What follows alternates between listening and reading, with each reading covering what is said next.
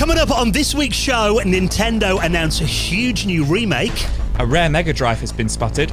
And we get the story of Atari's Pac-Man and Swordquest with Tod Frye.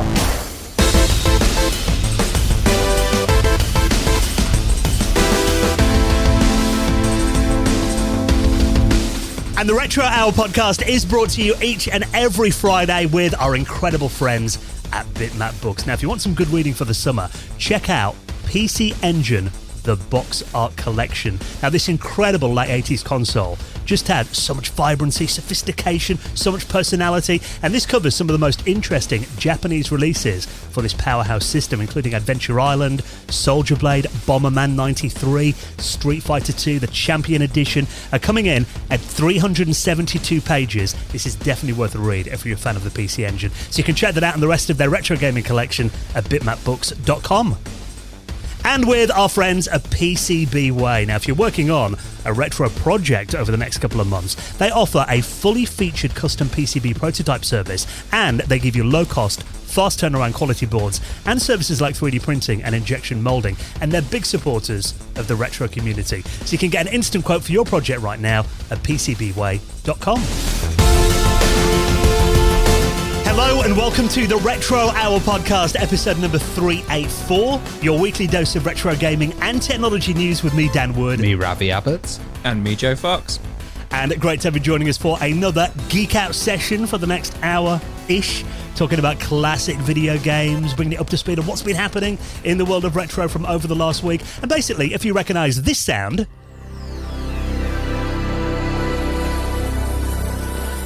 this is the podcast for you. And we've got to say happy 25th birthday to Windows 98 that celebrated his birthday this week. I saw Windows, yeah, they tweeted you and they actually said, oh, thanks for remembering. That was quite nice. Quite nice from a Twitter account with, I think it was 8.5 million followers. So if maybe you've discovered us through that, welcome to the show. This is what we do every Friday. A little roundtable chat about what's been happening in retro over the last week. So, we save you the effort of Googling around and all that stuff. We do it for you. And then we bring you an interview in the second half of the podcast. And my word, have we got a good one this week. Oh, I love it when we get pioneers on and people that, we've wanted to have on the podcast since day one. And Dan, you've absolutely smashed it with this week's guest. Now, this is Tod Frye, who he was a man who was behind Atari's biggest selling cartridge for the 2600. And it wasn't a game that was without any controversy because he actually did the home port of Pac-Man. Now, have you guys played the Atari 2600 version of Pac-Man before? I haven't played it, but I've seen it. It's got like the blue background, hasn't it? With like, I know exactly which one it is. Quite a bit of a controversial one, wasn't it? Yeah, because it wasn't, obviously it was very different to the arcade version, and there was kind of the flickering graphics were the thing that most people complained about back then.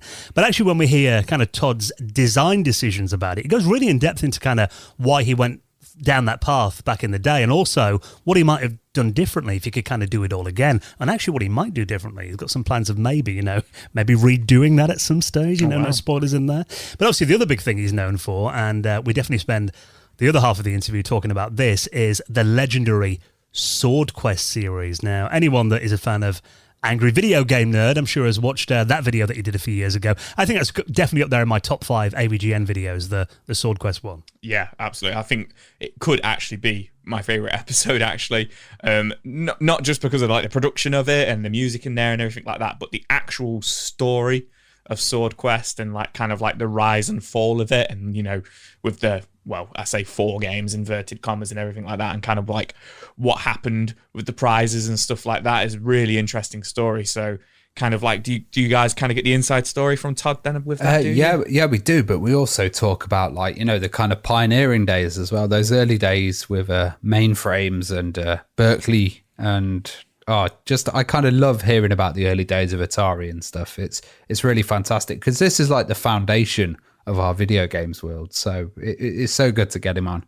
Yeah, we definitely do talk a lot about Swordquest in here as well. Because, for those who aren't familiar, it was a really interesting concept. It was in the early 80s. It was produced by Atari. It was meant to be a contest where there was 3 finished games, Earthworld, Fireworld, and Waterworld.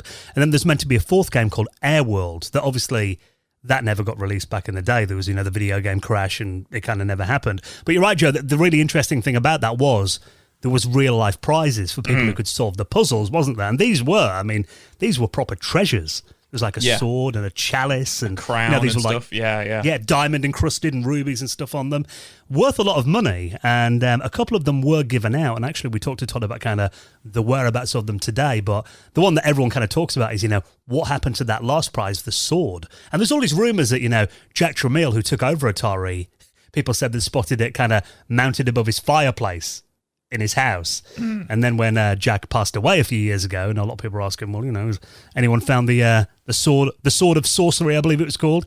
It's never turned up. So we kind of get some of Todd's kind of thoughts on that and what may have happened to those. But also, interestingly, last year, as part of the Atari 50 celebrations, there was a version of that fourth game, Airworld, that was released.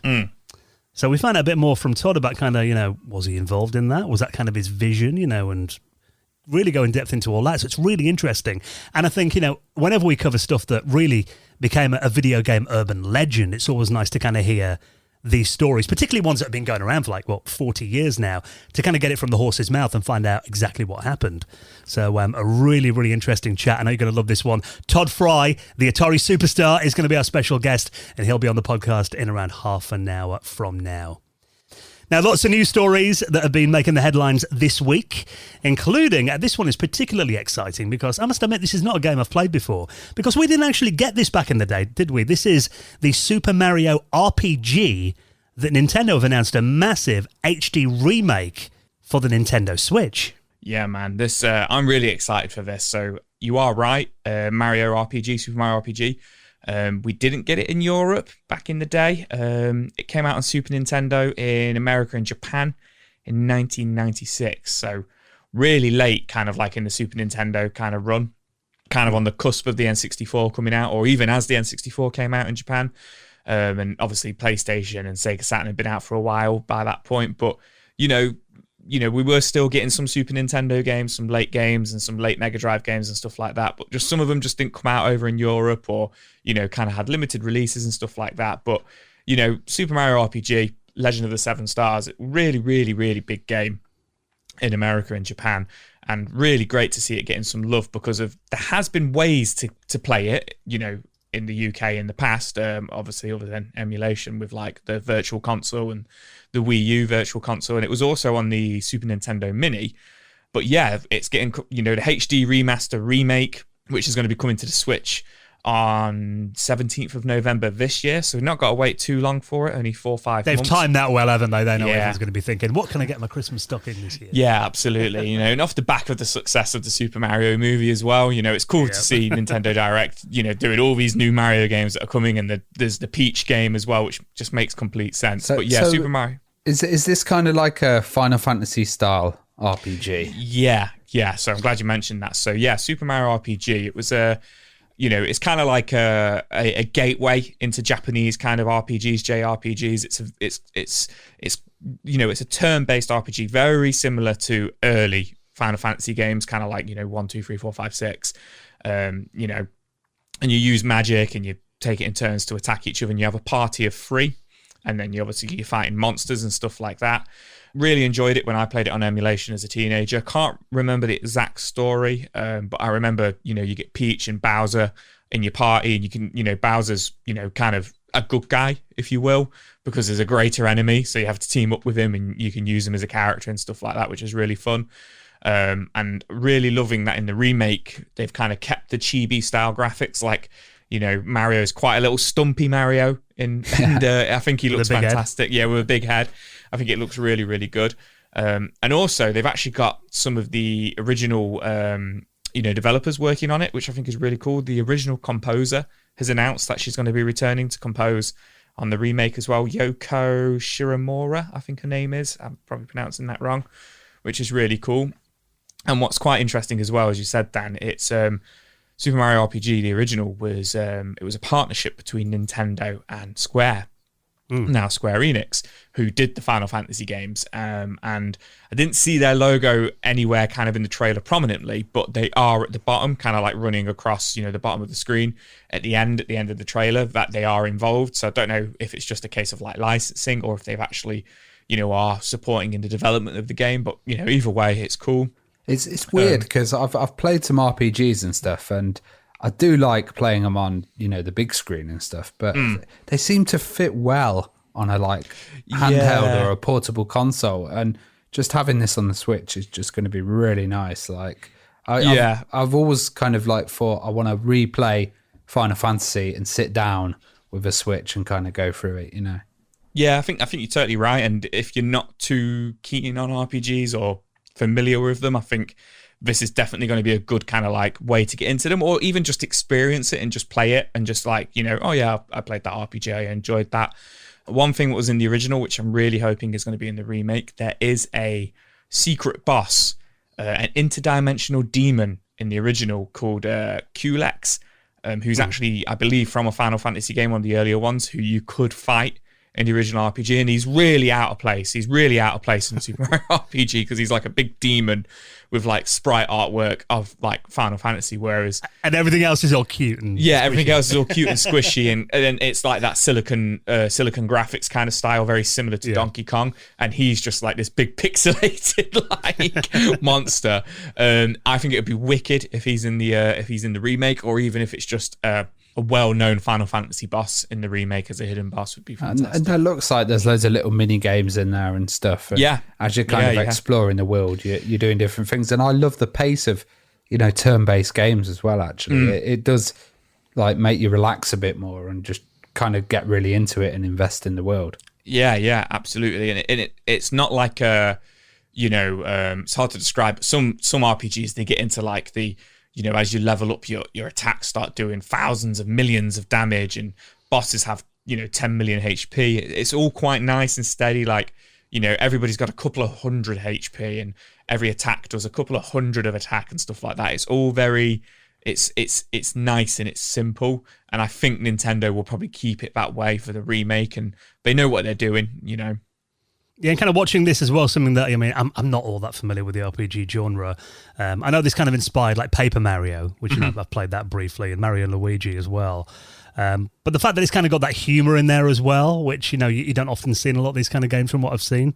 Yeah. Which I think is definitely a nice little bonus, something that makes it a bit more friendly to people who aren't. It does feel like a genre to me where there are people that are really hardcore into JRPGs, and it doesn't always feel the most welcoming genre for newcomers.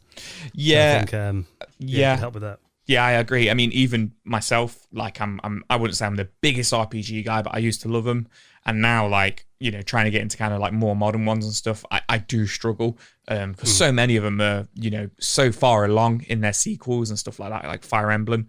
I mean, Final Fantasy you can kind of pick up because it's always a different kind of a new story, but yeah, sometimes I get a bit overwhelmed with how many are out there now. It's all about the stats and all of that kind of stuff. Yeah. Mario RPG keeps it simple. I recommend it, absolutely. Yeah, I know a lot of people have been kind of hoping that the original would come to the Nintendo Switch Online, the Super Nintendo games, but actually it looks like they're getting spoiled rotten because they're doing a full HD remaster of it as well. So that's going to be coming out in time for Christmas this year in November. So if you want to check out the trailer, it looks absolutely beautiful. I'll put that in our show notes, and the rest of the stories at theretrohour.com.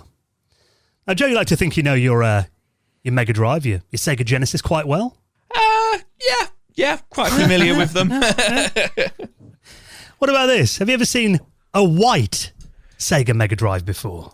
I haven't. I've seen Ravi's white Game Gear. Yeah, that was a developer's one, so there were only 10,000 of those made. And I think for some reason they kind of made the developers' ones white, but they were pretty much in Japan only. Yeah, and they're super rare, 10,000, like you say. But apparently, there's no apparently about it. It's true. There was a white Sega Mega Drive, Sega Genesis, and there was 2 of them made. And they've kind of, I want to say surfaced this week, but they haven't surfaced. They've been spotted in a documentary which has got footage from 1992, hasn't it? It's a basketball documentary. And, I've been watching a lot of basketball documentaries, actually. And the footage is so good because all of that stuff was massively documented. And you see the technology at the times. They zoom into old CRT TVs and stuff. There's one I recommend called The Last Dance, which is just absolutely amazing. I think it was on Netflix. But just even for the kind of nostalgia, I wasn't into basketball back in the days, but just seeing the kind of association with like games as well, you know, NBA Jam and stuff. There was a huge kind of connection with basketball and gaming. Yeah. Well, this is it's a new documentary that's been made about the former San Antonio Spurs basketball player David Robinson. But you're right, it has got footage in there of him playing Sega Genesis back in 1992. Now, this was picked up from a Twitter user called Console Variations, who, you know, by the name, I imagine, looks for, you know, rare different versions of consoles, who spotted this white Sega Genesis / Mega Drive, as we call it over here, and he basically freaked out and was like, what the hell is this? You know, does anyone know what this is? Give us a story behind this console. And then a few people replied, including a guy called Don Transeth. Now, turns out that Don is the former vice president of sports marketing and brand innovation at EA, and he was one of the guys that launched the EA Sports brand back in the day. So they managed to get hold of him, and he explained a bit about kind of what was going on. Obviously, back then, they really wanted to get associated with professional sports, and they became the official video game supplier of the American team because obviously they were the exclusive NBA game. So what they did is actually set up a gaming lounge in the players' hotel. So they got a lot of the players around to basically play the game on a Genesis. Yeah. So what they did is make a custom console just so it'd stand out, really. And it turned out they made their own white version of it. Now, the way they did this sounds quite interesting because it said that they tried to use just regular paint. Yeah. Which, you know, if you guys have tried that, it never really looks all that good. I remember trying to paint an Amiga back in the day and it just looked... Yeah, it's because it's like the plastic that the consoles were kind of made out of. They just don't take well to it, do they, at all? But yeah, really interesting because they ended up using car paint, didn't they? Like Chevrolet Corvette paint that just took to it really well. And apparently it looked really nice. And they made two of those, and they also put a Team USA basketball sticker on the console as well to make it look official. Like I said, they made two of these. The only thing is, I mean, obviously the next question is, what happened to them? I think they look really cool because they've kept all the buttons on there black as well. I like so that. It's kind of got that nice like black and white contrast, and it does feel like EA, you know, a white Mega Drive. Yeah, it's what I like about it is it's kind of like, because when the EA games first came out, they were like the black and yellow boxes, but then as you kind of started to get to 92, 93, and especially as FIFA was coming out and stuff like that, they kind of started putting the games out in the white boxes, and, you know, the EA branding became that like white logo with the, you know, the blue E and the red A. It kind of moved away from the old Electronic Arts, you know, with the square, the circle and the square and the triangle, you know, I think it was yellow, purple and green. By that point, they're moving to that white branding that, you know, I think they still use to this day. So I think the white Mega Drive with the black buttons, like you say, Ravi, I think it just looks slick and it suited it really well. I'm hoping that this is going to turn up in like EA's archives. You know, I hope it's still in there somewhere, or maybe a former employee is going to be like, actually, I think I might have seen that in my attic. And actually, there's going to be a bit of a hunt for it now. Or it'll turn up at a car boot sale. As they always seem to. Or you're spotted in CEX next week for like £200,000 or something. Just look very cool though, and actually, I think, you know, maybe it's going to cause a few people to be like, actually, maybe I'll make my own version of the white Mega Drive. It sounds quite simple to make. We're in a world where the Nintendo PlayStation can actually be found, so you know, this isn't beyond the realms of possibility. Hope is out there. Now, one thing we're going to talk about with our guest Tod Frye in just a moment, well, we actually get into like the early days of microcomputers, and we're talking about stuff like, you know, the Altair and stuff like that. Obviously, back then, I mean, in the late 70s, and even in the early 80s, I mean, with stuff like the ZX80, you know, over here in the UK, it was quite a common thing to buy a kit computer. Now, these were machines that, you know, instead of buying them fully assembled from Dixon's or somewhere like that, you'd actually send off, mail order, they'd ship you a box full of the parts, and then you'd have to solder and put them together yourself. A lot of the early micros were like that, weren't they? They were just kind of kit computers. And I don't know about you, Ravi, but I've always kind of looked back on that a bit kind of with a bit of a warm glow, thinking, because that's kind of that hobbyist thing, isn't it? So I remember being at school and building, you know, like kind of Morse code transmitters and little radios at like stuff like that. When I was growing up, I used to have a little electronics kit, and quite a few people did actually. And you know, I still got scars from soldering irons on my fingers. I think. You'd have hundreds of projects, and I don't know if you can hear an ice cream van driving by in the background. We can, yeah. It's a sunny day here, but yeah, it's just absolutely cool to do, and something that I would try and attempt these days, because I've had a bit more soldering experience. I was always kind of worried about ruining kit and kind of playing stuff. But this kind of looks absolutely fantastic. So this is the Micro Beast, which is love the name. Yeah, by a company called Fearsome, and just kind of spotted this online, and I thought, what a good project to either do yourself or, you know, even do with the kids. You know, maybe you do the soldering, they kind of pick the parts and talk about it. And it's quite a small little kind of self-contained unit, and what it does is it runs CPM. So you can have it connected by USB-C, which is really cool. So it can get the power, and then you can have it connected by USB, and it works through the communication. So you can have the comms on a PC. Talk, like a terminal. Yeah, talk to the machine through the terminal. There's like a really nice display over the top, and I quite like the keyboard as well. It looks really clicky.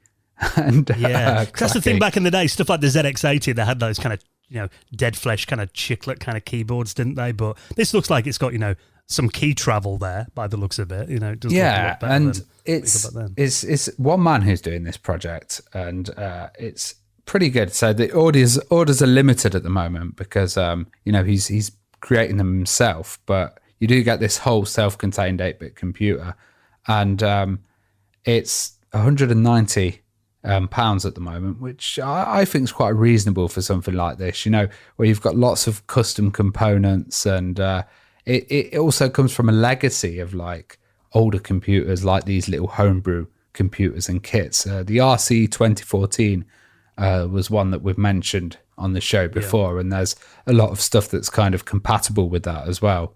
What do you think of it, Dan? I think this is really interesting because, I mean, I've seen several of these around, you know, similar kind of projects, but generally, and they kind of mentioned this on this article on Hackster.io that I'll link up in the show notes that tells you all about this project.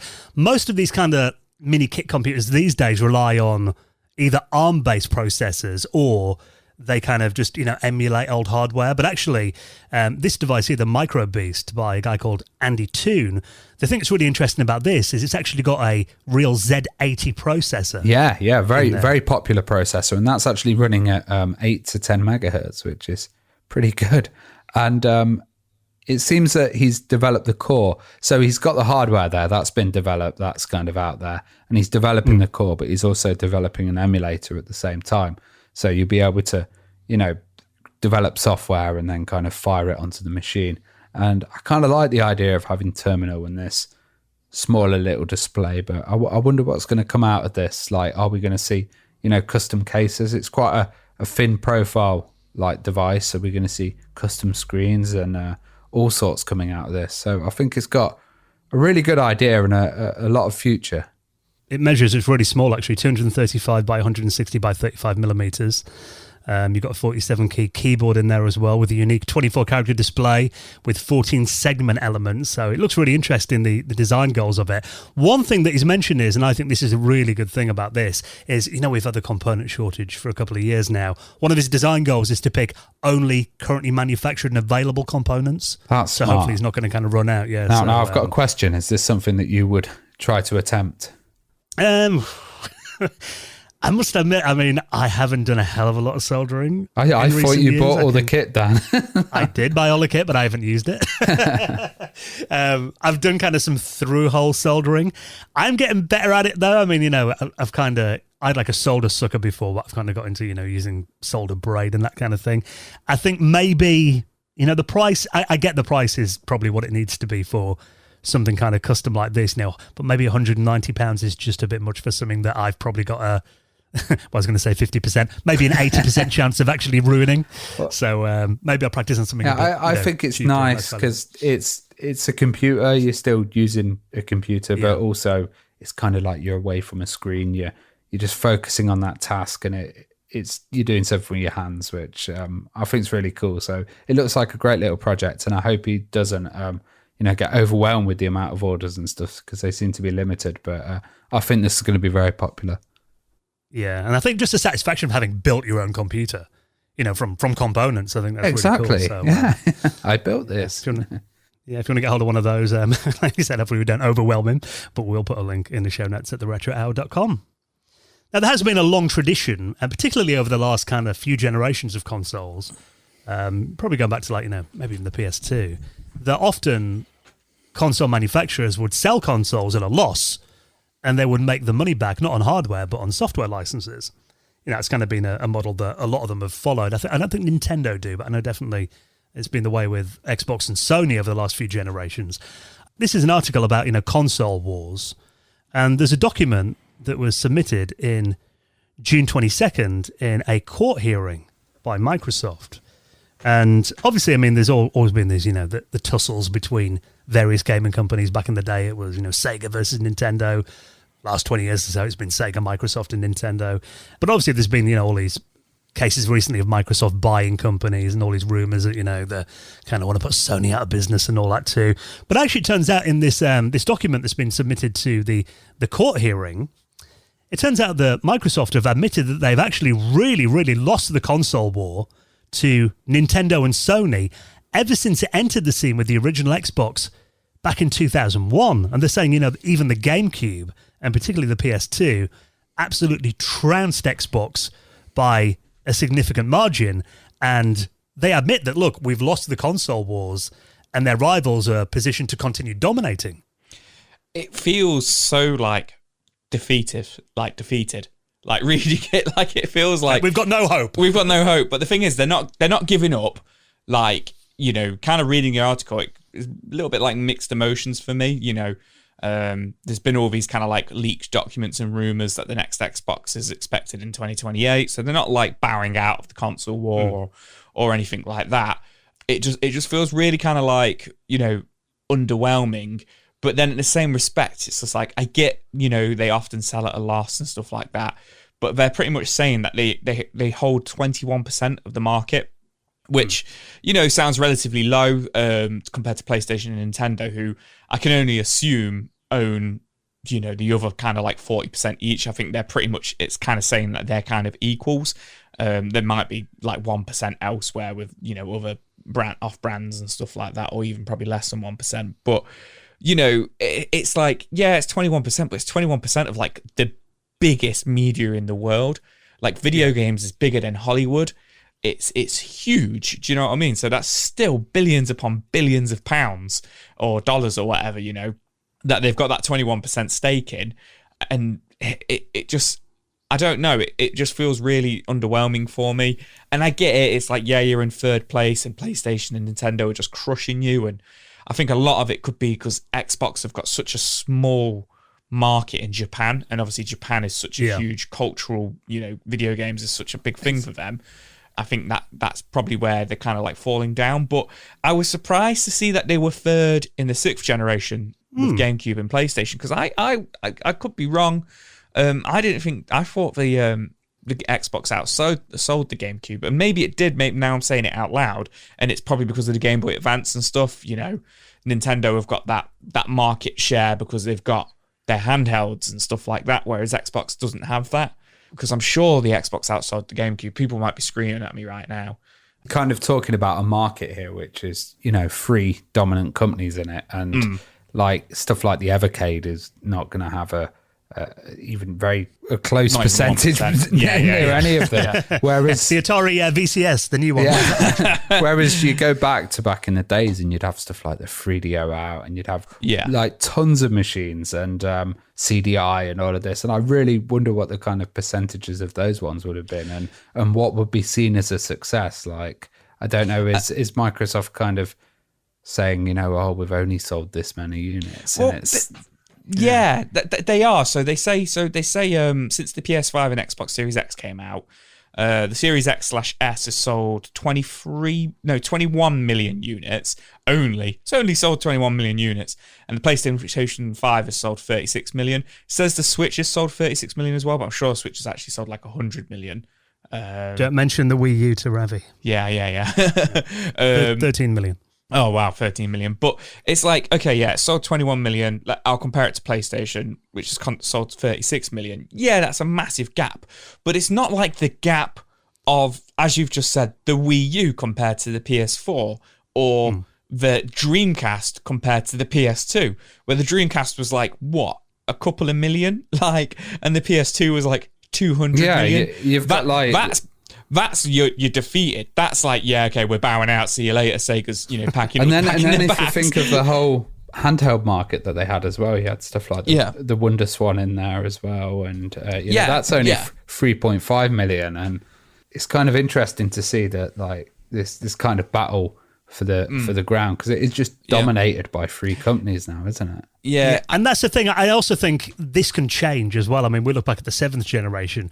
The Xbox 360 was clearly in the lead, wasn't it, for most of that generation? Yeah. And I'm looking at in the total sales for that, 360 sold 84 million units. But then at the end of that generation, the PS3 just overtook it, and that sold 87 million in the end. Yeah, but so, what did the Wii do? Like 160 million? Yeah, I mean, the Wii was by far the biggest of that generation. But I think in terms of Xbox versus PlayStation, it looked like the 360 was going to, until probably the final 2 years of that generation, which was a long one. That was like a 8-9 year generation. Yeah. So it can change, and that's the thing. But I mean, I'm reading this article, and to me, it does kind of sound like Microsoft is saying. So I mean, the whole reason this has come about is because obviously of their acquisition of Activision, and Sony are basically saying that they still want to get Call of Duty. That's where this has all kind of come from. If Microsoft own Activision Blizzard, then they're worried that they might not get one of the lead selling games on the platform. But I think to me, it just kind of sounds like Microsoft are kind of saying that, look, we don't really want to be all that much in the console market anymore. And this is a reason they want to kind of go down that, a digital service provider. Well, they're also, like a Netflix of the game. They've also got back in the days, you had a definition between the Xbox and the PlayStation, whereas now they play a lot of titles that the other one plays, and there's a bit of a graphical definition. Of course, there's exclusives and stuff, but then you look at the Switch, and that's just totally Nintendo and totally different to the other two. So maybe it's more of a kind of battle between Sony and Microsoft that this is about. And that's the thing. I mean, generally the prices tend to come down of the hardware as well. You get slim versions of consoles and stuff as well. And I did read a rumor that apparently there might be, and this must have been a joke, a PlayStation 5 Pro. There was kind of a mock-up image of that I saw the other day online that was double the size. I thought I probably could fit that in my room. It's scrape along the ceiling. The Xbox Series X Pro, it's as big as your fridge freezer. So interesting to hear that Microsoft have basically said, look, since 2001, we know we've been the underdog. But I don't think they're doing too bad, are they? So interesting little read if you want to check that out. Now, before we get into our chat with Tod Frye, he's coming up in just a moment. This is always really exciting, particularly for you, Jokes. I know you love your Mega Drive, as we mentioned. I know you love Metroid as well. Now, this turns out this is an unofficial version of Metroid Mega Mission for the Sega Mega Drive. Yeah, Metroid Mega Mission. This is a fan project that's kind of coming off the back of, we've covered a few of these. There's Mega Final Fight, which was an arcade port of Final Fight to the Mega Drive, which was fantastic. There was a Mega Drive version of Castlevania Symphony of the Night, which, was quite a bit of a dumbed down version, but graphically it looked fantastic compared to the PlayStation version.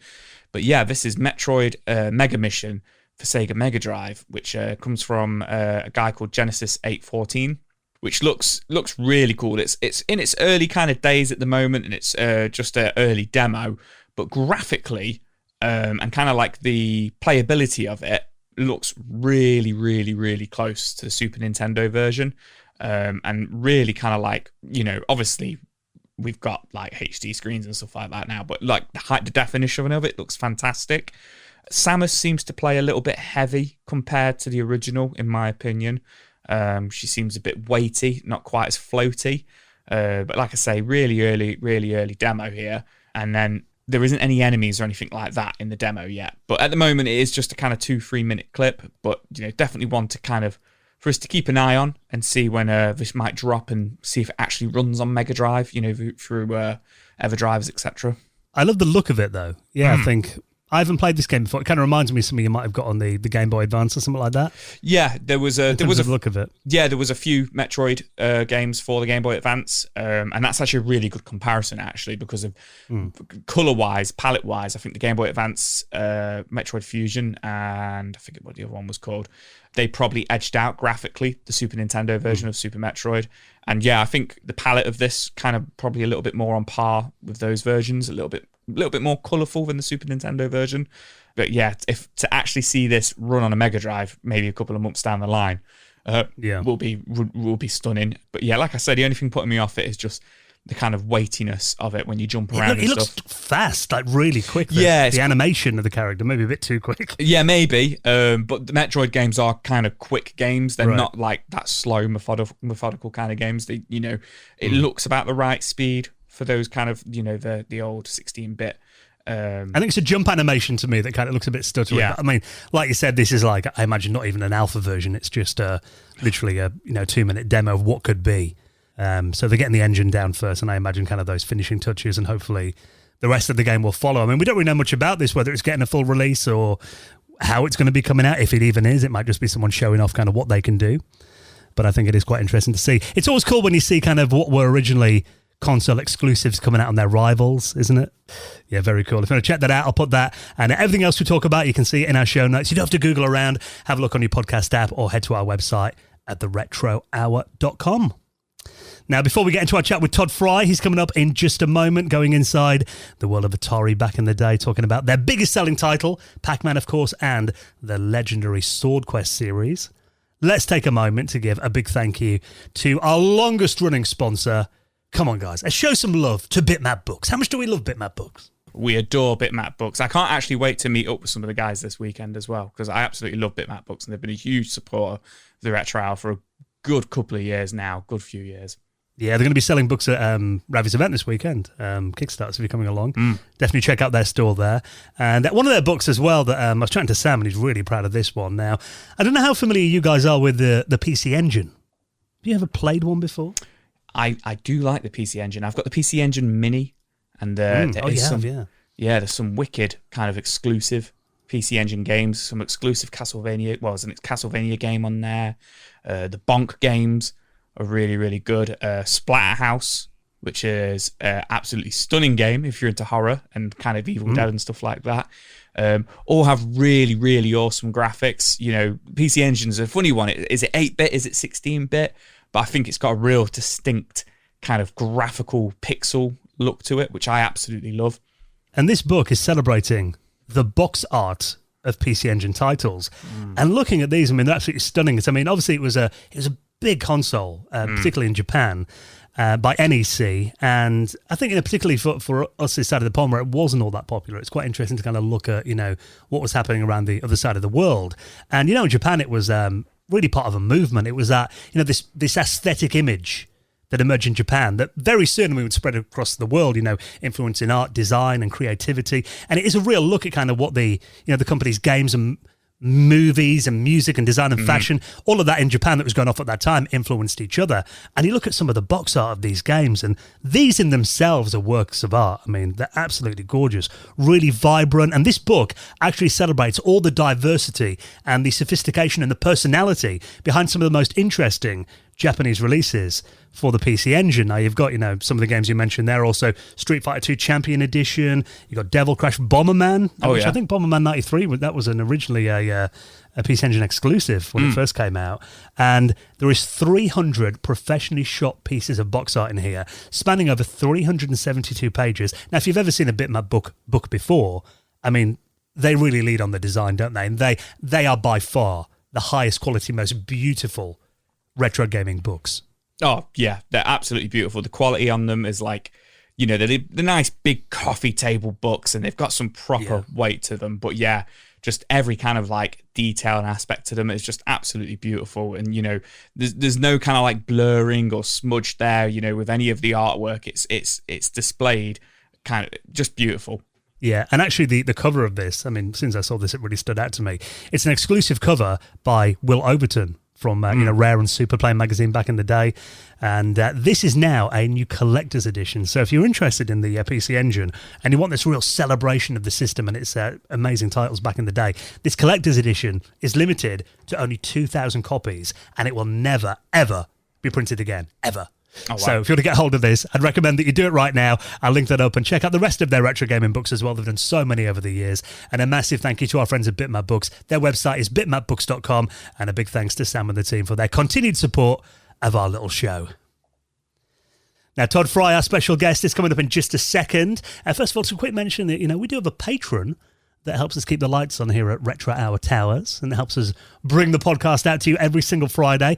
But we're not all take. In fact, we have a wonderful community around this podcast. So if you join, you'll become part of and you'll get invited to definitely our highlight of the month. Usually last Sunday of the month is when we do our patrons hangout. Now, we do at least one of these a month, but actually had two last month, where we all get together, couple of hours, we hang out, and literally anything goes, isn't it? Anything retro, anything geeky. I'm trying to think of some of the topics we were talking about on last weekend's hangout. It was all over, wasn't it? Yeah, it was interesting because we were talking about TV advertising, but also like magazine advertising for some of the older consoles, stuff like the PlayStation adverts when they came out, but also like the Dreamcast ad campaigns as well, and some of the more controversial adverts that came out as well and got pulled off TV when they were trying to get, risque and get to that like younger generation and the cool teenagers and all of that. We even talked about when you've been tango, which got banned at my school because it was a thing in the UK called the happy slap, and then kids would like slap around the ears, and I remember everyone getting detention for trying. Did you have red ears for a long time? Orange ears. And we were on about hacking cable boxes and American cable and the difference between cable with the American system and the UK. It was really interesting. Yeah, back in the day when you'd slip your cable engineer 20 quid to enable a few extra channels for you. So that's what we talk, all kinds of things. A lot of retro gaming talk as well, obviously. And this is something we do once a month. So if you'd like to get invited to the July Hangout, now would be a very good time to join us on Patreon. And also you will unlock, if you join us as a gold member or above, 36 episodes it will be. So we're recording a new one next week of our bonus exclusive podcast, The Retro Hour After Hours. And lots of extra stuff. You get an episode that's longer of this normal podcast every week. You get about 15 minutes of extra news, and we take all the adverts out as well. So really good to join us on Patreon. You help support the podcast. And of course, we do welcome in our new inductees each week into the most prestigious high score table in the world of retro gaming, and that is the Retro Hour Hall of Fame. And I'll let you guys induct our latest members. Hall of Fame. Who we got? Joe. And Lee Mintram. No relation there, Joe. This is a different Joe. But yeah, thank you so much for your support, Joe and Lee Mintram, who joined us on Patreon over the last week. And if you'd like to join the Retro Hours Patreon community, all the details are at theretrohour.com. Right, then next on the show, we're going to be going inside the world of Atari, talking about Pac-Man, that controversial home port, the legendary Swordquest series, with our special guest, Tod Frye. He's next on the Retro Hour podcast.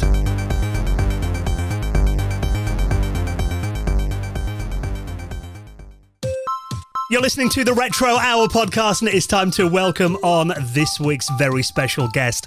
And today it is our pleasure to welcome on a true legend of the industry, known for the best-selling Atari 2600 game of all time, and also the legendary Swordquest series as well. Let's welcome on our guest this week, Tod Frye. How's it going, Tod? It's going well.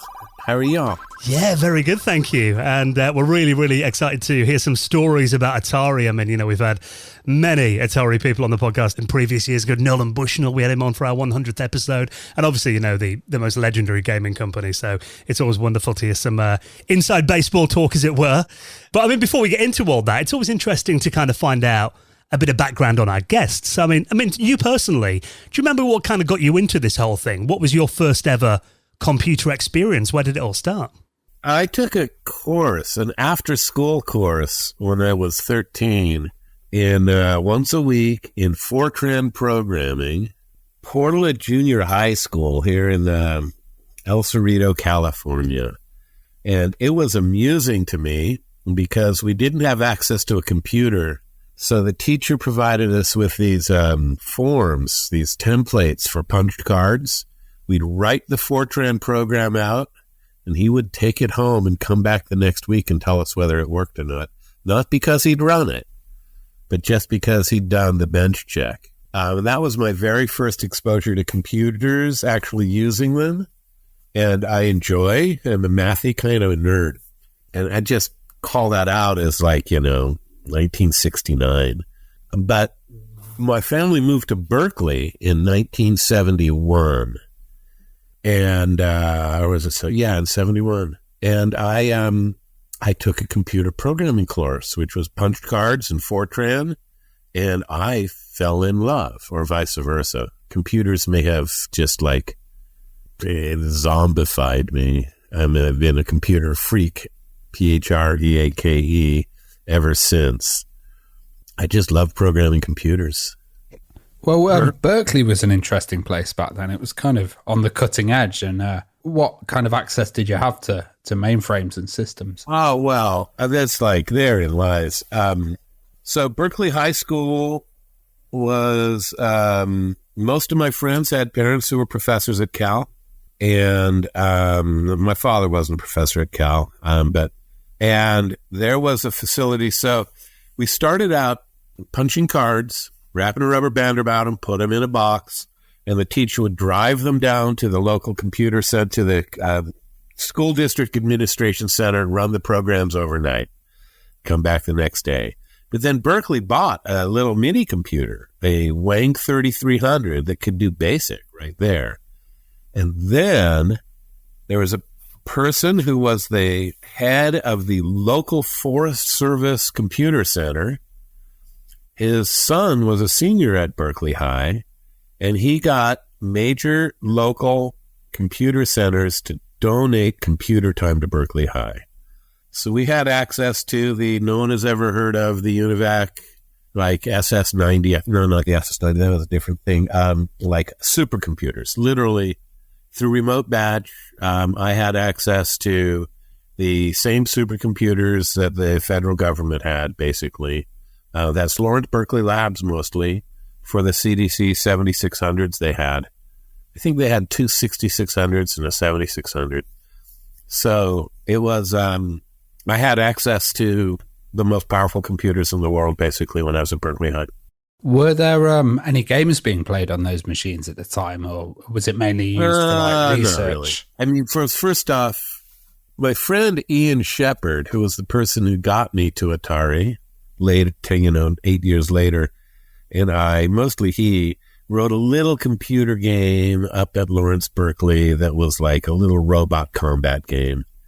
But mostly it was just punched cards. So back then, mostly you didn't have real-time access to computers. It was mostly, this is not entirely true, but there were not much by way of games. I mean, you'd punch your cards, you'd wrap a rubber band around them, you'd put them in an input queue, you'd come back an hour later, you'd have a printout. I guess you could have played, so no, there were no games then. Well, so then we got access to a time-shared computer system at Berkeley High, and my friend Andy Fuchs and I wrote a kind of a text-based adventure game. It was about, so this was 72 in Berkeley. It was about buying and selling illicit drugs and the cost of getting caught and how much it cost to smuggle and how much stuff cost in Mexico and how much you could sell it for in Berkeley. And it was a fun little, just a huge mess of if statements. Was that Drug Wars? No, it was just a little private computer game that he and I wrote. It never got published. It was kind of popular among some of the students at Berkeley High. Things were very small then in terms of what was, I think Pong was being invented at the same time far away.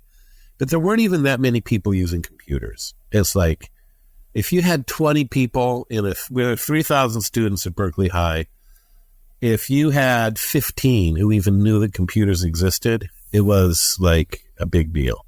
I mean, obviously, when we got into the late 70s, the kind of microcomputer revolution happened, when systems like the Altair and the IMSI started coming along. I mean, were you aware of this, and did you get hold of your first home system? Well, so I do remember in high school getting a data sheet for a system called the Intel 4004. And it's like, we looked at this and went, wow, this is cool. You could make a computer out of this. So then time sharing kind of became available, time shared basic systems over teletypes and the like. I did see the Altair coming along, and I wasn't really a homebrew kind of person. I did go to the Homebrew Computer Club once over at Stanford Linear Accelerator Center. I don't think anyone really remotely, I don't think Wozniak and Jobs were there that day. I don't literally paying attention. I got a 6502 evaluation kit called a KIM1. It's a keyboard input monitor -1 6502 microprocessor evaluation board. It had 6 digits of hexadecimal display and a keypad. And that was from Commodore, wasn't it, or MOS Technologies? That was, I think, from MOS Technology. Commodore. So right around then, what you started to get was you were getting the CPM machines. I forget what that, control process monitor. You were getting the CPM S100 cards for medium-sized, small commercial home computers. But that's right when you started to see the Commodore PET, Personal Electronic Transactor. I mean, the Commodore Personal Electronic Transactor and the Apple II. And I got involved in a computer, I'd call it a techno-hippie collective in Berkeley, where a bunch of us got together and bought an Apple II. That was probably circa 78. So that was when I started to have access to personal computers. And the Apple II was revolutionary, really. Yeah, we spoke to so many developers, from that era who said, the Apple II changed everything and really helped kickstart their career. I mean, I guess that was the case for you as well. I mean, let's talk about how you kind of entered the industry and kind of talk us up to what led you to join Atari then. How did that journey work? So you go back in the Wayback Machine to like 72 when we were getting access to, we were allowed into the Forest Service Computer Center. I ended up getting an after-school job with the Forest Service when I was 16, programming in Fortran for them. I think it was more so I got a security clearance and I got a paycheck and I was making minimum $4.25 an hour, which, to a 16-year-old was not nothing. And one of the people, Larry Kaplan, who is a name in the history of computing from being one of the early people at Activision, was a Cal student who had an internship at the same computer center that I did. And my good friend Ian Shepard, who at the time that I started programming was a senior at Berkeley High when I was a sophomore, he was like the most sophisticated computer programmer at Berkeley High. I aspired to become the second most, goal I think I attained. And he also got a job. He got a job programming security systems at Lawrence Lab before he went to college. And so Larry Kaplan, Ian Shepard, Tod Frye. Larry graduated college and went off and did something and ended up at Atari. He brought his connection, got Ian an introduction to Atari, and he got hired at Atari. Now, in the meantime, I had left high school and got a job as a carpenter instead of going to college, but he got an injury, and I said, okay, I'm going to go back to programming computers. And I started looking, and Ian got me an interview at Atari, and I interviewed well and got the job. So it does go back to Berkeley High and the Computer Center. There's just a direct sequence, a linkage from me to Ian to Larry to Atari, or vice versa, from Larry to Ian to me. What was the atmosphere like at the time then? Because we've heard tales of Atari, and you mentioned there was a kind of hippie atmosphere in the tech industry at the time. What was it like? It was actually not just like any one thing. It was not drunken orgies in the hot tub. I've heard of that. That may have been happening, but, you couldn't prove it by me. It was very sink or swim. There was really no onboarding. And there were various cohorts. I happened to be in the, pothead programmer cohort. With some other people who, of course, will remain nameless because that's them. But there was also some very, very much less colorful people who were very hard work. So here's the thing about Atari. to get anything done on the kind of systems we had was extremely difficult, hard work. There were no easy tasks at Atari. There was nothing that was really simple. So there are some stories over the media, all of which are true probably, about me being stoned, being drunk, usually on off-sites. There's very little about me being, there's sprinkler lobotomy in the office later, but what it was like was really hard work.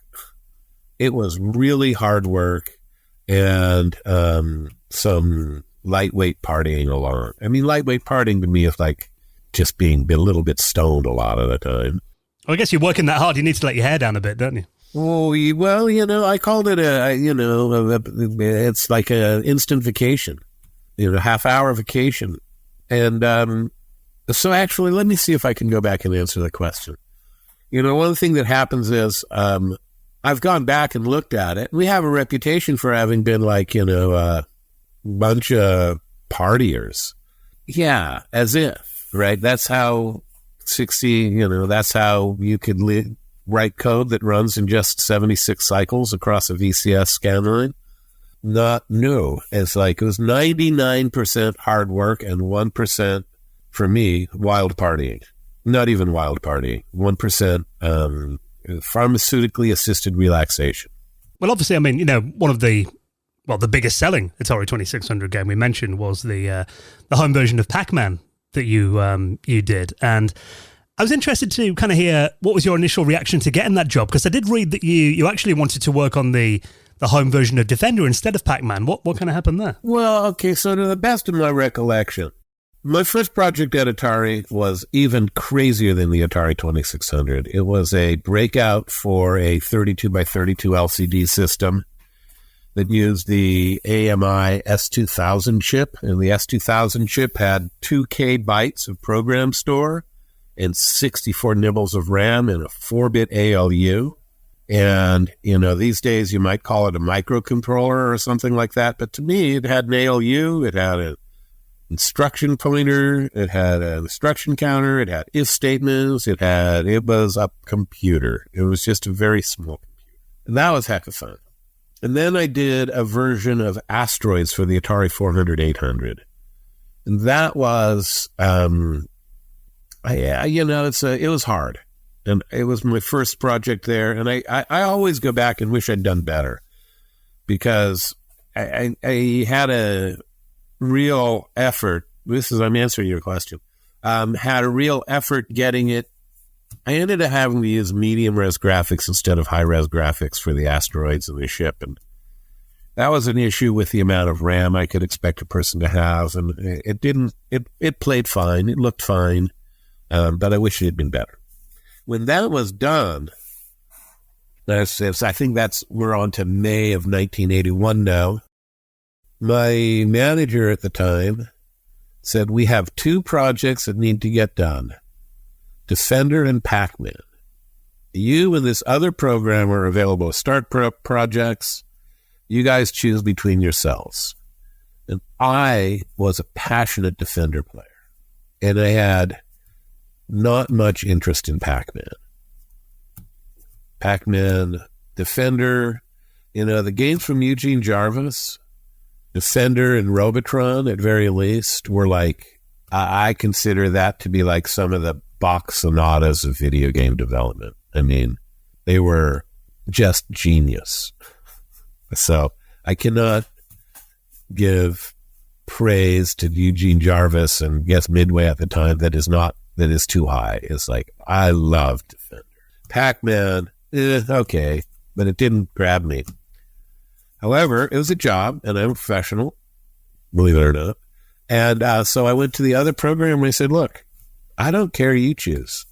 I do care, but I don't really, what's important is that I'll do whichever one you don't want to. A couple days later, he came to me and said, I don't see how you can do Pac-Man, so I'll do Defender. And so I did Pac-Man.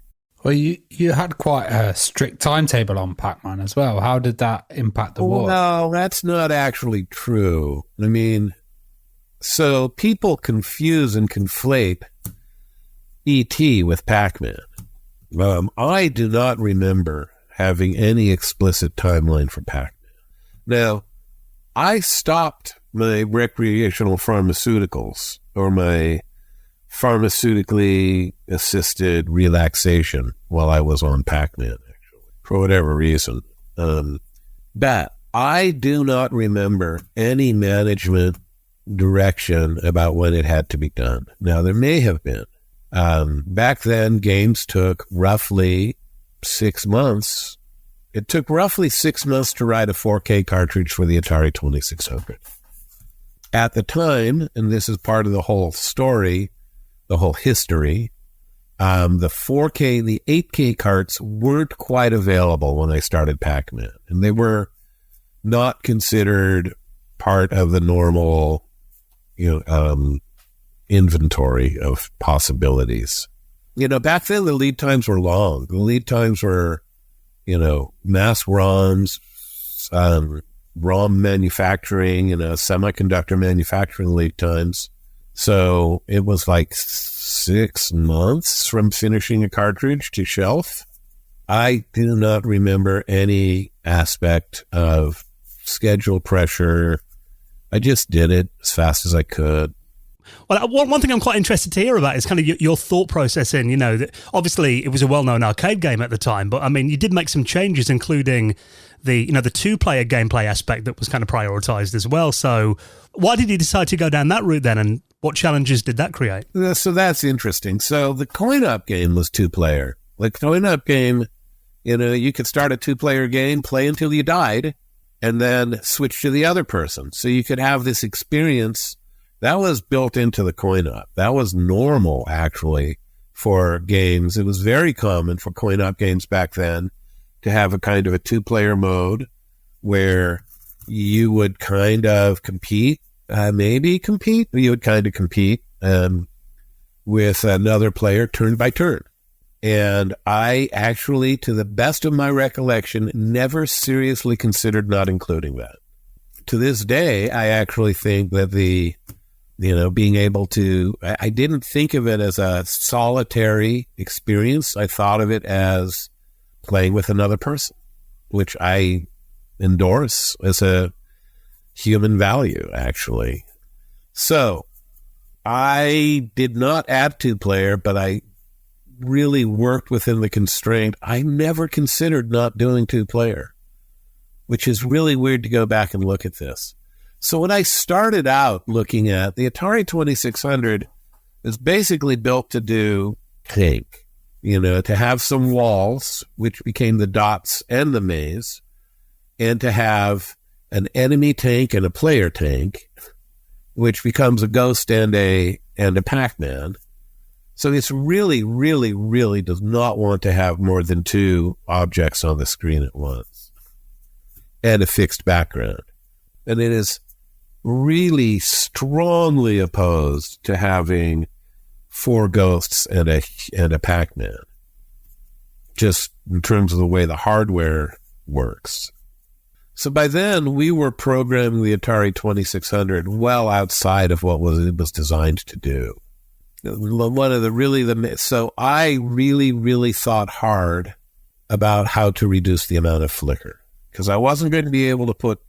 So had I insisted on putting four non-flickering ghosts and a Pac-Man on the screen, I would have had to make it so ghosts lived in zones, in bands, one above the other. Because you can't put two ghosts and a human player and a Pac-Man on the same part of the screen horizontally. So I never even seriously considered that, because it's not like Pac-Man.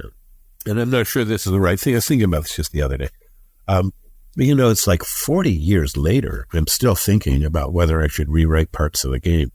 So I wrote a display, we call them kernels, which could handle any combination of two players above each other, below each other, passing through maze channels. It's fairly simple. If I'd done this thing where they hop to rows and you never had two ghosts on the same row, going back, I think I might have been able to get away with this, right? Because, it's not Pac-Man, but it comes to a vertical channel and jumps. And it jumps when it's clear. So other ghosts, so they change. Both go up, one goes down, one goes up. I'll have to think about this. If they had jumped vertically and moved smoothly horizontally, you might have been able to get away with that, and I might have been able to figure out how to do it with way less or with no flicker. But I was trying to write a display which would only flicker the amount necessary, so that if two ghosts were down at the bottom of the screen and one ghost was in the middle of the screen and Pac-Man and Ghost was at the top, there would be no flicker. Only if there were three objects that wanted to be in the same horizontal region would it then start flickering.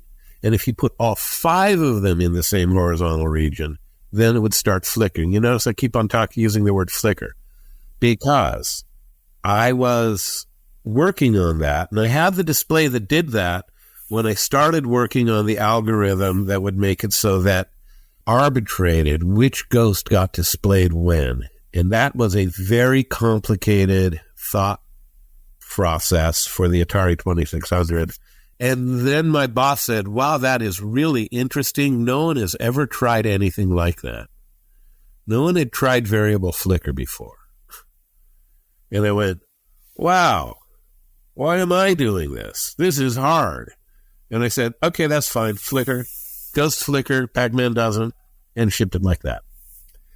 So that in truth, I've gone back and looked at it. I actually recently gave a small presentation on If Only Ida, on a algorithm that would have just not done the four ghosts flicker and the Pac-Man doesn't, but just would have said, there are two things I can draw, there are five things I want to draw. What happens if I just flicker everything on a 2/5 duty cycle?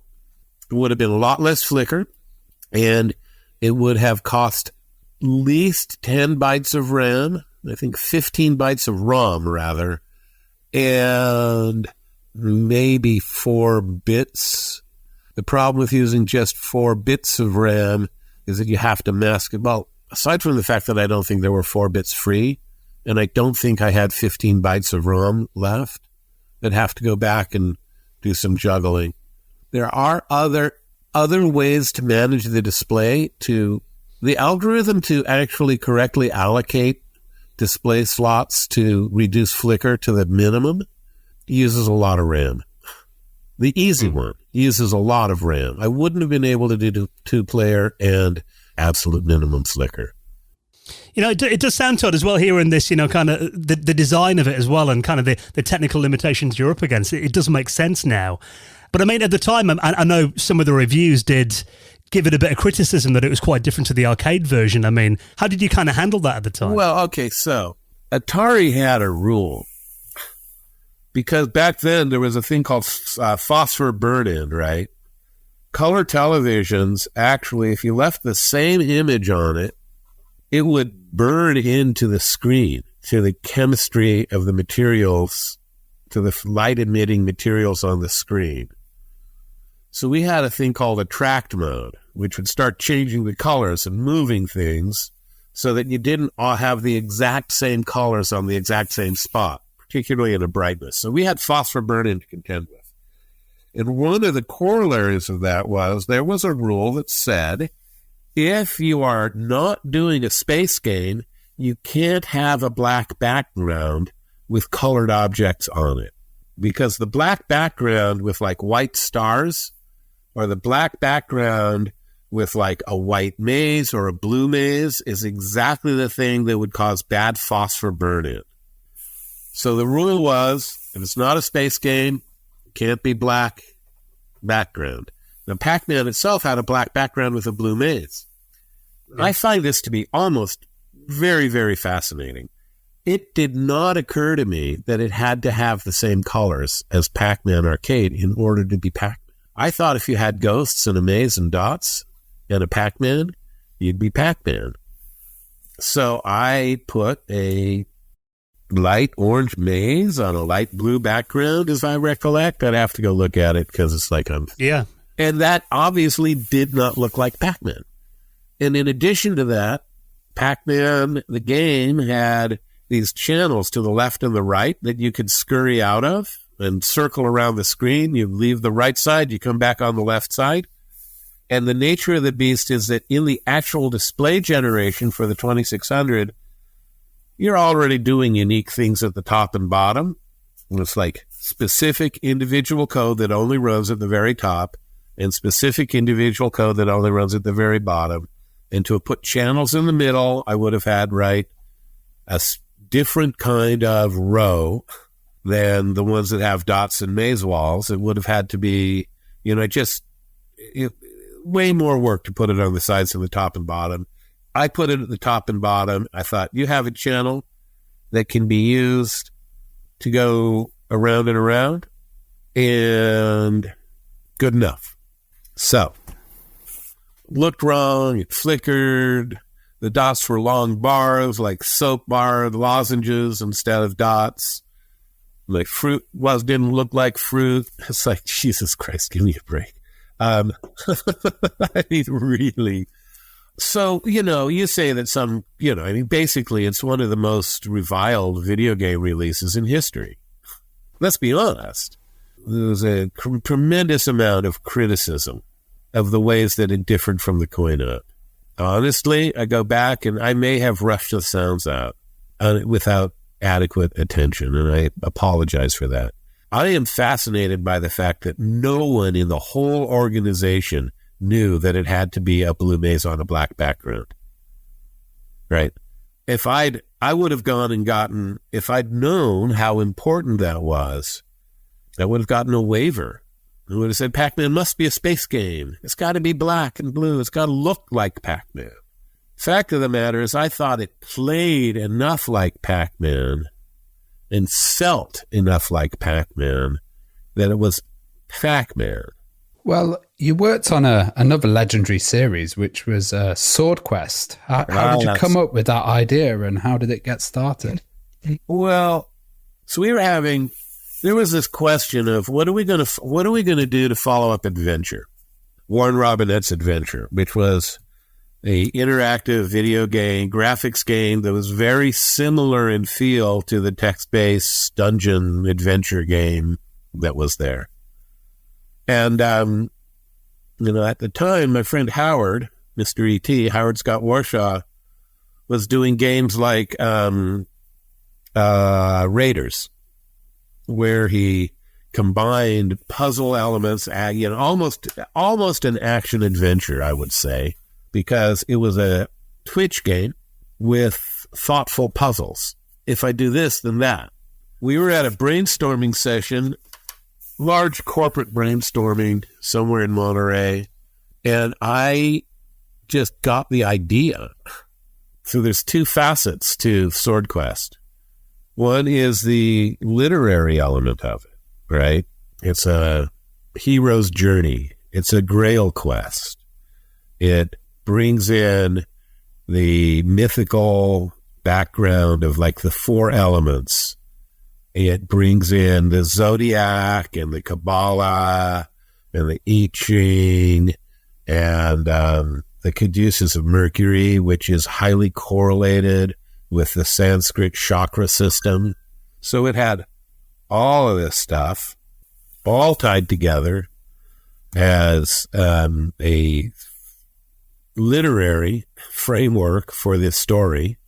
And I kid you, this is really honestly the way I felt about it. It's like, it's a hero's journey. It's a grail quest. It's got these elements tied back to ancient mystical systems. I mean, literally ancient mystical systems.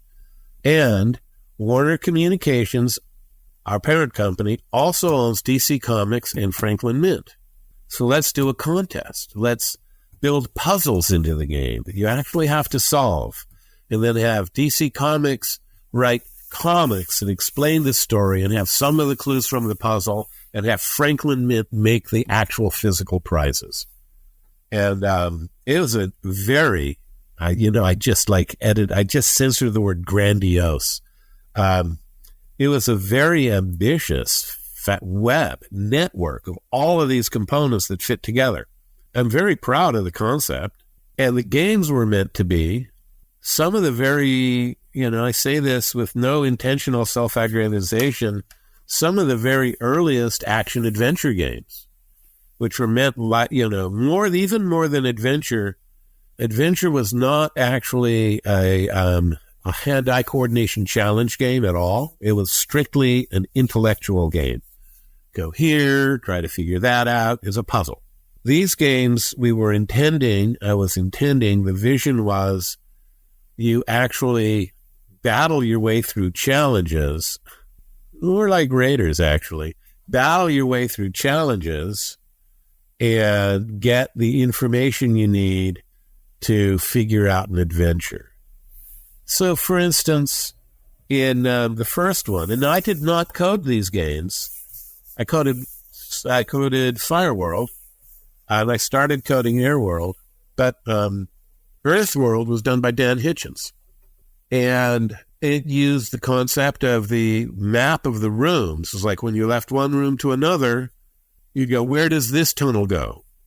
And if you drew out the map of the tunnels, you would end up with a picture of the 12 zodiac signs. And there are, the earth signs are connected to the earth signs. There's 4 different triangles built into the middle of the zodiac, and all around the circle was one set of tunnels, and across from fire sign to fire sign and fire sign to fire sign was another set of tunnels.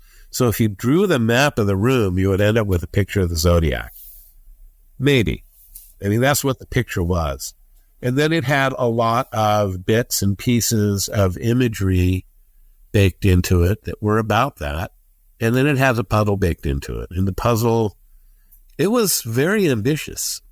Yeah, especially on the 2600. I mean, it's and I know those games. I mean, obviously, we'll get into kind of what happened with the series, but I'm quite interested in that background of the promotional contest things. I mean, that it's really well known for that. The real life treasures that people could win. I mean, where did that idea come from? And have you got any kind of behind the scenes memories of that? That was just me going, we own Franklin Mint. Let's make real prizes. Literally. I mean, it was a brainstorm. We were at a brainstorming session, and that was a brainstorm. I mean, I am, as best as I recollect, and we are talking about more than half of my life ago, I was the first person ever to link Atari and Franklin Mint. And what I mean by that is, I mean, I just it's like, it just came to me. It's like, Franklin Mint made all of these kinds of collectibles, plates, little bits of jewelry. I don't really know, but they made, honest to God, valuable collectibles, and they were a sibling company. It's like, let's link up with them and actually make this game, put some skin in the game. And it's like, this will be really, really fun. It'll be really fun to actually solve this puzzle and get a shot at a prize. Well, what was your original plan for Airworld? Because Airworld was like a part of the Swordquest series, but it didn't end up getting completed. Why was that, and how did you feel about it? Well, okay. So my original plan for Airworld was that it'd be based on the I Ching. So we went Zodiac, Kabbalah, chakra system. I don't know that much about Sanskrit, so that was the best I could do. But it is foundational, metaphysical, or mystical kind of information. A bit of a Berkeley hippie there. And the I Ching, right? The I Ching is foundational as far as mystical systems go. And what I was trying to do, where I stopped Airworld, I don't consider Airworld will be done until, recently someone released something they called Airworld, and it wasn't. It was, I totally endorse what Atari and Digital Eclipse did there, but it's not Airworld. You can call it Airworld, but it's not Airworld, aside from the fact that it doesn't even run on a 2600. I was going to ask, were you involved with that version that came out as part of the Atari 50th? I was aware of, and I was consulted, and I go, this is great. This is great. It's too bad you're calling it Airworld. My vision for Airworld was that for each of the hexagrams of the I Ching, which is going to be 6 binary lines, a yin-yang and a yang line, which means you're going to have 64 unique play screens I wanted to be able to derive from the 6 binary lines a set of gameplay rules that would make the gameplay be emergent and defined by the combination of yin and yang lines and trigrams. So where I stopped with the game was trying really hard to find a way to make 64 interesting games that were defined by a formula from the 6-bit binary number. So I was doing things like, one version is if you're in a yin line, you're chasing, you're trying to, there's things moving in each of these 6 bands, very much influenced by Taz, actually, or Quad Run.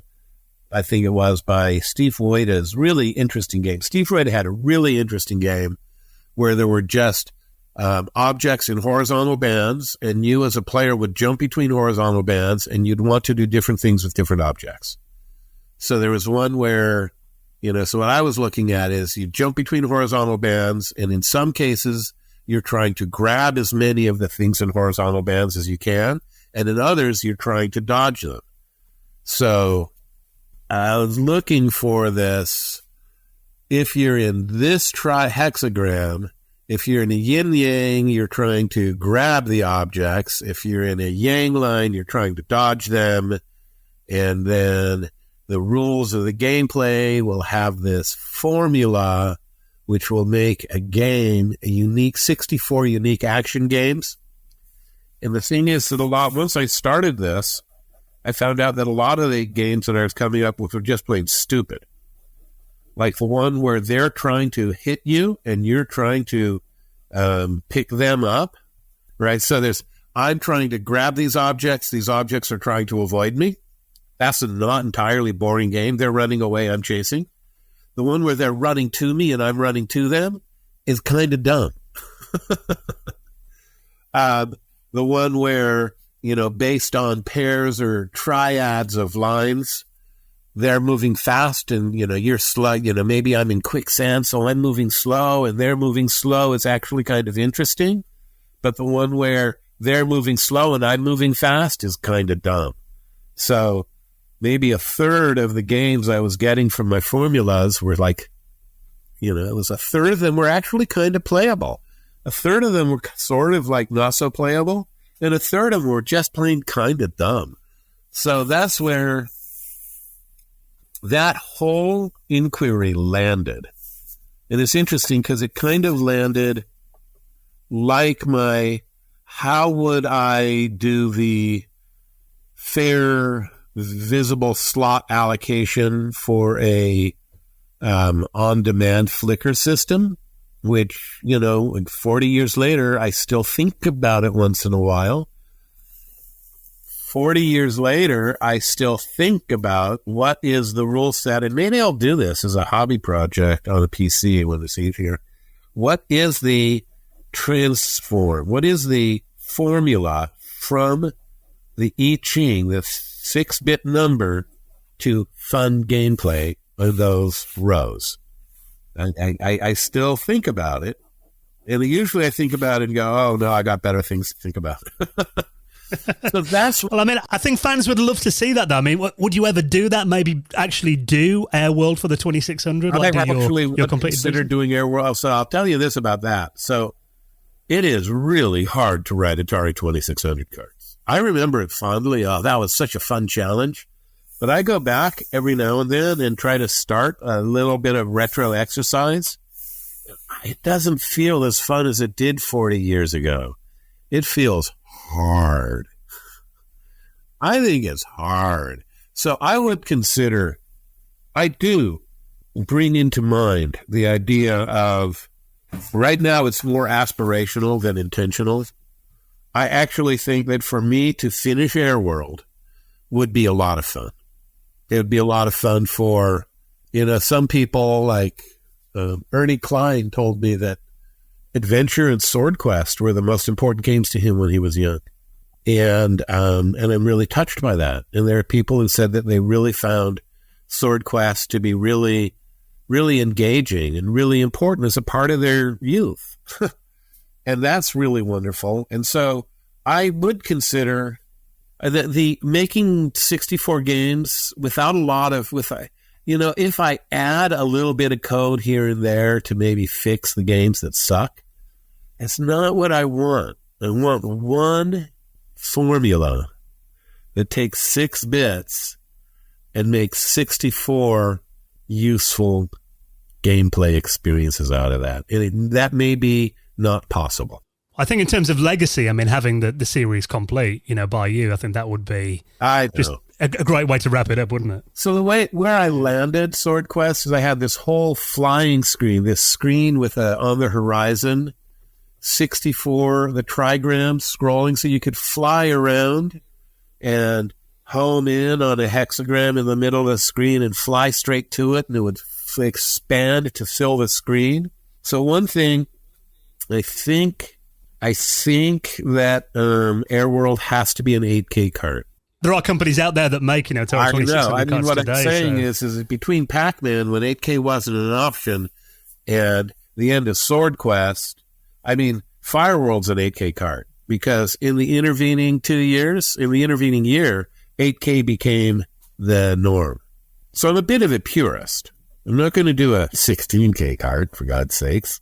Yeah, it crosses my mind. I don't know that I have the gumption.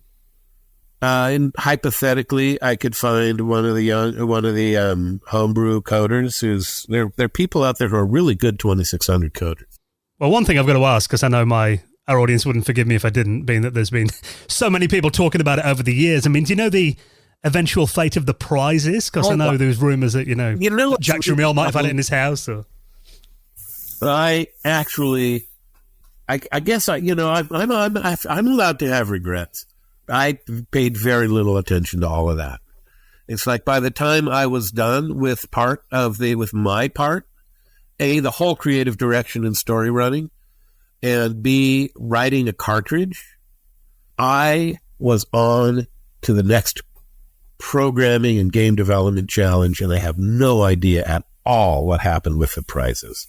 There's some guy, rumor has it that one of the actual prize winners melted it down and sold it for parts so he could go to college. I believe that one of the prizes is actually in someone's safe deposit box. And the real question has always been what happened to the Sword of Sorcery, which would have been the $60,000 prize that we think, and no one knows. No one knows. And we think maybe it was in Atari's hands and the Tramiels got it. It's entirely possible that it got lost between Franklin Mint and Warner and Atari. I know nothing about the connection between Franklin Mint and Atari. I would assume that somewhere at Franklin Mint is a business record, unless it's a Trump-owned company. I would assume that somewhere there is a business record, which is an invoice or a receipt or a shipping, I don't know, it's 40 years ago. I know nothing about the prizes. I never saw one. There could be a documentary in that, though. It's fascinating. Where did? Yeah, well, this would be an investigative journalism kind of story. Well, Tod, it's been incredible hearing some of your memories about, your time at Atari. It's just, obviously, the golden age of video games and when it all started, so it's been wonderful to hear it from you. I mean, today, I know you still go to conventions and stuff as well. Are you still kind of involved in the gaming world?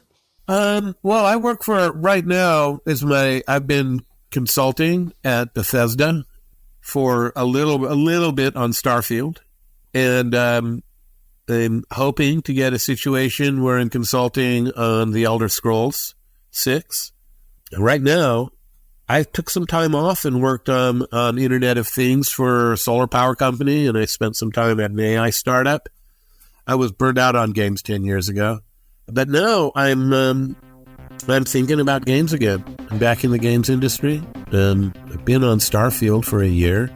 I'm leaving them. Hope to go back maybe for Guardians, and I'm just kind of feeling into what's happening in games now. I consider myself to be a tremendously fortunate person. I really enjoy working with people to use technology to develop engaging entertainment. Oh, I'm glad to hear that passion still burns strong, Todd. And if you do decide to do your version of Airworld and get it out there one day, we'd love to have you back on to hear about it. So well, I'll keep in touch. It's probably at least 3 months of really hard work.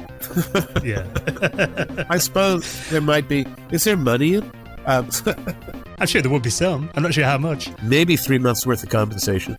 Well, thank you so much for your. I hope I was informative and entertaining.